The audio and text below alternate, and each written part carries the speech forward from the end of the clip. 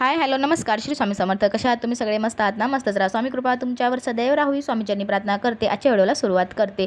तर अधिक मासामध्ये आलेला आहे तो म्हणजे गुरुपुष्य अमृत योग आलेला आहे. तर हा दुर्मिळ असा योग आहे. तर या योगावर आपल्याला काही उपाय करायचे आहेत आणि हळदीचे उपाय तुम्हाला या व्हिडिओमध्ये सांगणार आहे. तर स्किप न करता आजची माहिती शेवटपर्यंत पाहायची आहे.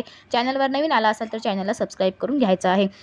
तर बघा आता अधिक मास सुरू आहे म्हणजेच की धोंड्याचा महिना सुरू आहे. हा महिना आपल्या भगवान विष्णूसाठी हा महिना खूप महत्त्वाचा आहे. त्यांच्या समर्पित आहे हा महिना, म्हणून आपण माता लक्ष्मीची विष्णू भगवानाची अत्याधिक सेवा आपण या महिन्यामध्ये करत असतो.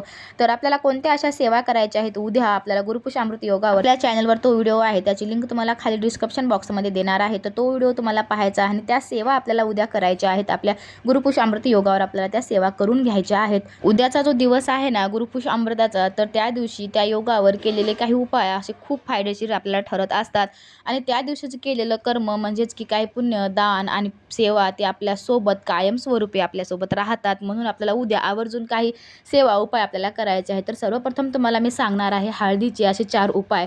तर त्याच उपायामधला एक उपाय असा राहणार आहे की हळदीला थोडीशी हळद घ्यायची आहे आणि त्या हळदीमध्ये आपल्याला थोडंसं पाणी गंगाजल आपल्याला मिसळायचं आहे, थोडेसे कापूर आपल्याला टाकायचं आहे, पेस्ट बनवून या त्या पेस्टने आपल्याला मुख्य दरवाजाच्या दोन्ही बाजूला स्वस्तिकाचे चिन्ह आपल्याला काढून घ्यायचे आहे आणि त्या चिन्हावर आपल्याला हळदी कुंकू आपल्याला अर्पण करून घ्यायचं आहे.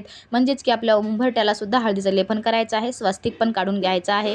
मुख्य दरवाजाची पूजा आपल्याला विधिवत आपल्याला करून घ्यायची आहे. यामुळे घरामध्ये नकारात्मक ऊर्जा प्रवेश करत नाही आणि लक्ष्मीचा वास आपल्या घरामध्ये कायमस्वरूपी राहतो. आणि दुसरा असा उपाय आहे गुरुपुष्य अमृत योगावर देवी लक्ष्मीच्या किंवा भगवान विष्णूच्या फोटोसमोर 5 किंवा 11 हळदीच्या गाठी ठेवायच्या आहेत. त्यांना हळद कुंकू आणि अक्षता वाहून पूजा करून घ्यायची आहे. पूजेनंतर या हळदीच्या गाठी लाल किंवा पिवळ्या कपड्यामध्ये आपल्याला बांधून तिजोरीमध्ये ठेवायचे आहे. जिथं आपण धन ठेवतो, पैसा दागिने ठेवतो, त्या ठिकाणी आपल्याला हे ठेवायचे आहे.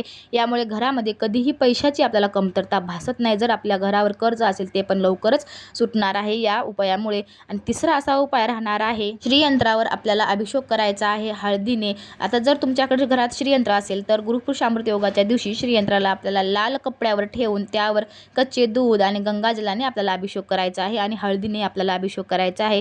त्यानंतर देवी लक्ष्मीसोबत श्रीयंत्राला हळदी कुंकू लावून साखर आपल्याला अर्पण करून घ्यायचे आहे. लास्ट असा उपाय राहणार आहे घरामध्ये सुख शांती आणि सकारात्मकता टिकून ठेवण्यासाठी गुरुपुष्य अमृत योगावर एका कलशात किंवा वाटीत स्वच्छ पाणी घ्यायचं आहे. त्याच्यामध्ये चिमूटभर हळद आणि थोडे गोमूत्र किंवा गंगाजल मिसळायचं आहे आणि हे पाणी संपूर्ण घरामध्ये आपल्याला मुख्य दरवाजापासून सर्व खोल्यामध्ये आपल्याला शिपडून घ्यायचं आहे. या सगळ्या उपायाने आपल्या घरामध्ये अखंड लक्ष्मी माता टिकून राहते आणि भगवान विष्णू आणि लक्ष्मी माता एकत्रित दोघांची सेवा पण होईल आणि त्यांचा कृपा आशीर्वाद आपल्या घरावर कायम राहील. आपल्या घरामध्ये सुख समृद्धी टिकून राहील, सकारात्मक आपल्या घरामध्ये ऊर्जा सदैव नांदत राहते. म्हणून हा उपाय नक्कीच तुम्ही सर्वजण उद्या गुरुपुष्य अमृत योगावर आपल्याला करायचा आहे. सांगायला आणि करायला खूप सोपा हा उपाय आहे, तेवढाच प्रभावी आहे. हा उपाय केल्याने आपल्या घरामधले जे काही आर्थिक अडचणी आहेत, आपल्या घरामध्ये नकारात्मक ऊर्जा आहे, जे आपण काम करतोय ते काम होत नाही आणि आपल्या घरामध्ये सतत असे वादविवाद आहेत, तर हा उपाय तुम्ही नक्कीच उद्या करा आणि या उपायाचे परिणाम काय होतील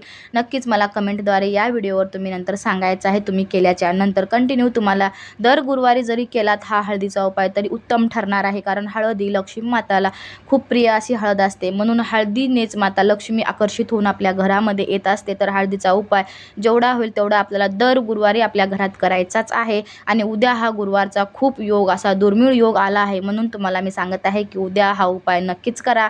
उद्यापासून दर गुरुवारी तुम्ही केलं तरी चालणार आहे. तर ह्या व्हिडिओचा इथंच मी शेवट करते.